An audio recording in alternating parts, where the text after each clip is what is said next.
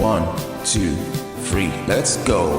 Wednesday afternoon, hoping you will tune into our show. It's touching wood.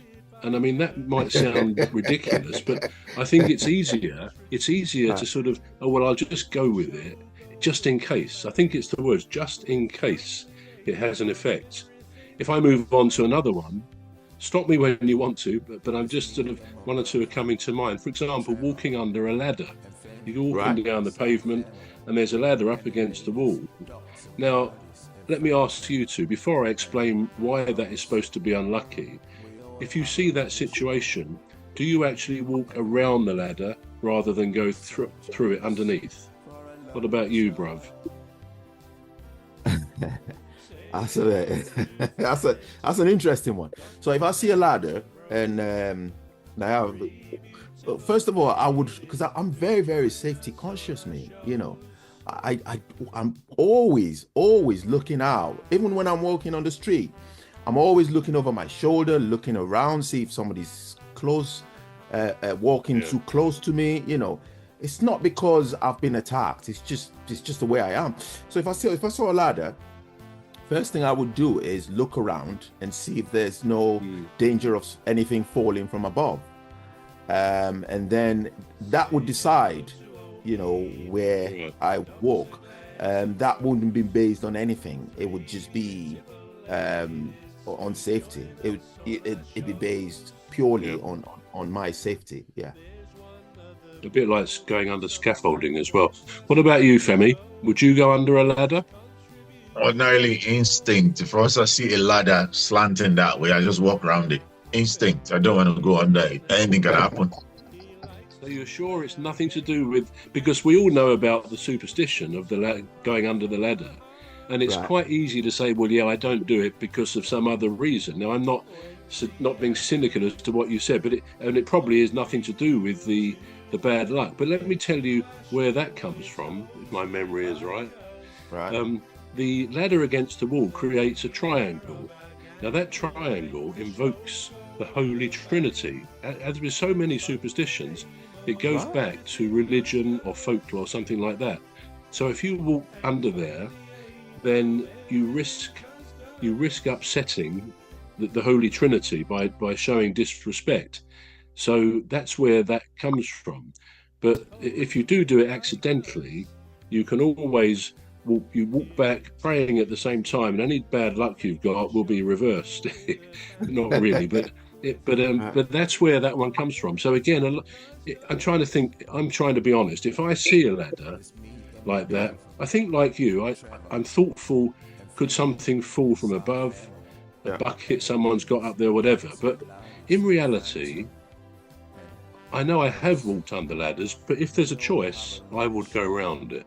Probably because the just in case bit, just in case there's bad luck involved in that. So there's usually a reason why people do things, and too often we say, no, we're not superstitious. You know, like when you've locked your front door, do you ever go back and just push it to make sure you've done it? Is that superstition? I don't know, because we probably know we've locked it, or the car door for that matter. But sometimes we check it just almost superstitiously, I suggest. Well, I think that would be more along the lines of OCD rather than the superstition. That's what I would say anyway. But just on the line of superstition, there's another one that is very, very common, and more so this time of the year, and it's kissing on the mistletoe. Now, I've never. That's not a superstition, is it? Is it not? I don't know. Trust you to go there, cuz. If you want to kiss me under the mistletoe, just come out with it and tell me you want to do that, bro. I think I'd rather a very pretty girl. Oh, I'm offended now. Oh, no offense. But I don't think that's a superstition. I really don't. Is it not? What are you superstitious about? Where is the superstition on kissing under the mistletoe? Well, I suppose it's meant to be something. It's meant to do something. Is it? I don't know.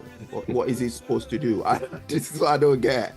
I mean, do you know where I got that from? There's The leader of our gang will make the show go with a bang and fund the aim of everything customers. And fund the aim of everything customers.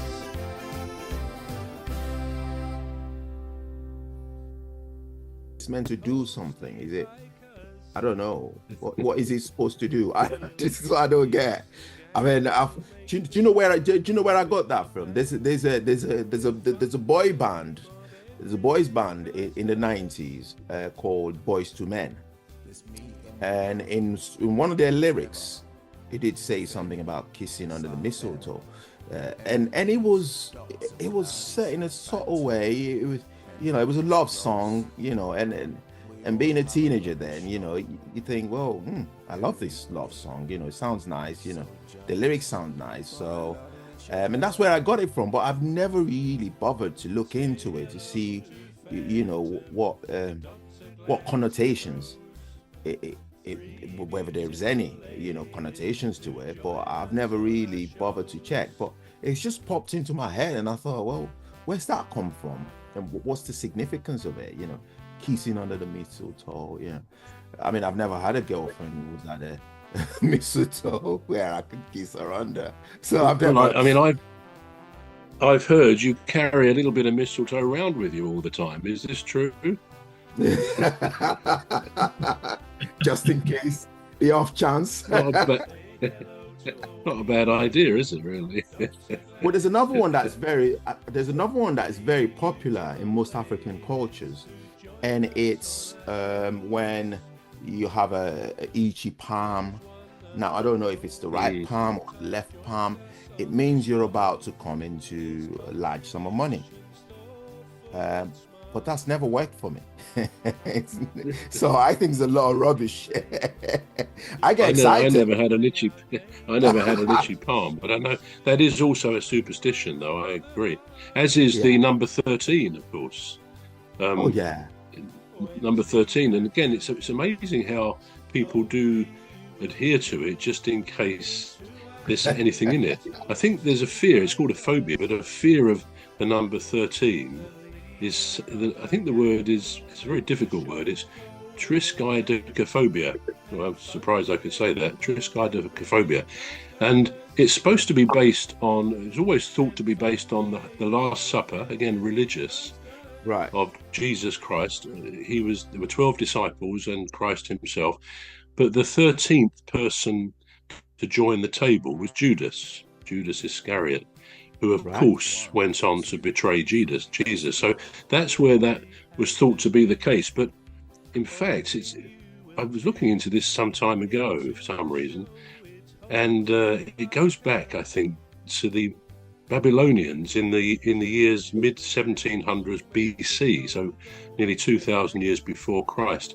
And the Babylonian code of laws, that all their laws had a number, but they never had number 13.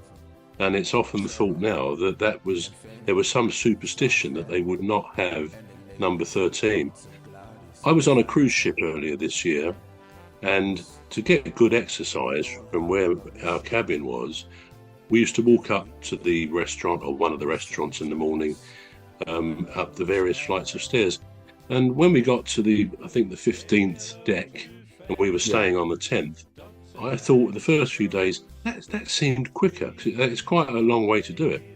Yeah. I thought that just seemed quick. And it was only a day or two later I realised that cruise ships, or certainly P&O, don't have a deck 13 because it's considered unlucky.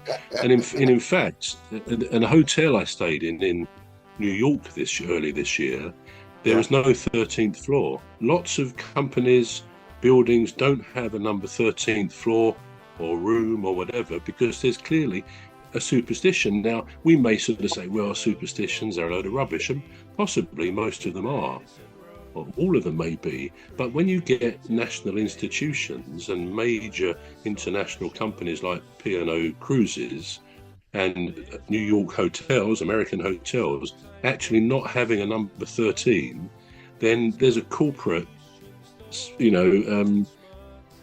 idea that something bad could happen. So even companies can become very superstitious, which seems crazy, really, but maybe there's something in it. Of our gang will make the show go with a bang and fund the aim of everything customers